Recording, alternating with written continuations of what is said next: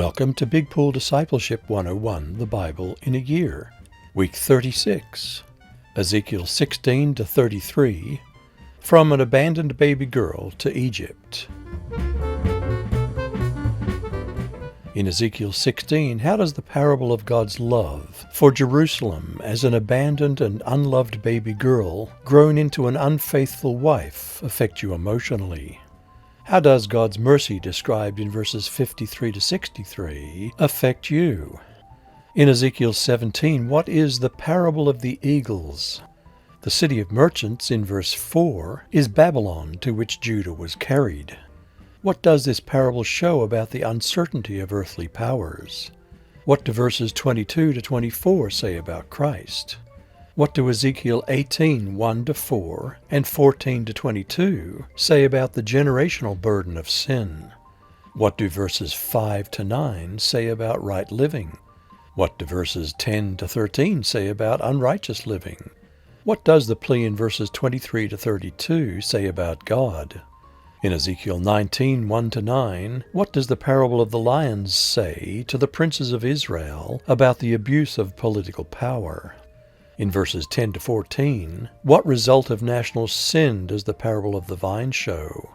How does Ezekiel 20 verse 3 reveal how God responds to the prayers of unrepentant sinners? What happens when children follow in their parents' sins? What hope do verses 39 to 44 give?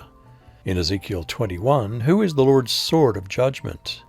Beginning verse 28, what is God's message to Ammon? Ammon, modern Ammon, practiced child sacrifice.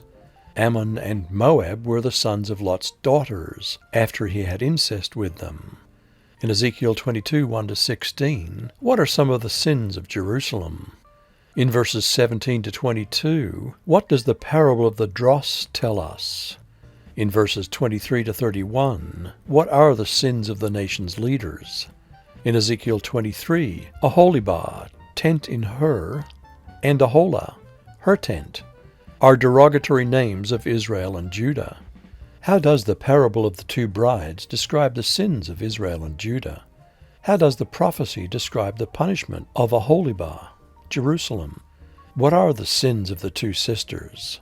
In Ezekiel 24, 1 to 13, how does the parable of the cooking pot address Jerusalem, the bloody city of murderers, the city of bloodshed? In verses 15 to 27, how does the death of Ezekiel's wife portray what will happen to Jerusalem? In Ezekiel 25, what are the prophecies against Israel's neighbors? Ammon, Moab, Edom, and Philistia. In Ezekiel 26, what is the prophecy against the Phoenician port city of Tyre? In Ezekiel 27, how does the parable of the ship describe the far-reaching influence and prosperity of Tyre and its destruction?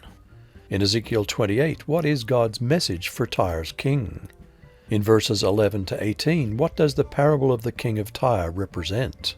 What is the prophecy against the Phoenician city of Zidon, the mother city of Tyre?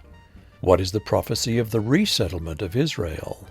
In Ezekiel 29, what does the parable of the Nile River monster prophesy about Egypt?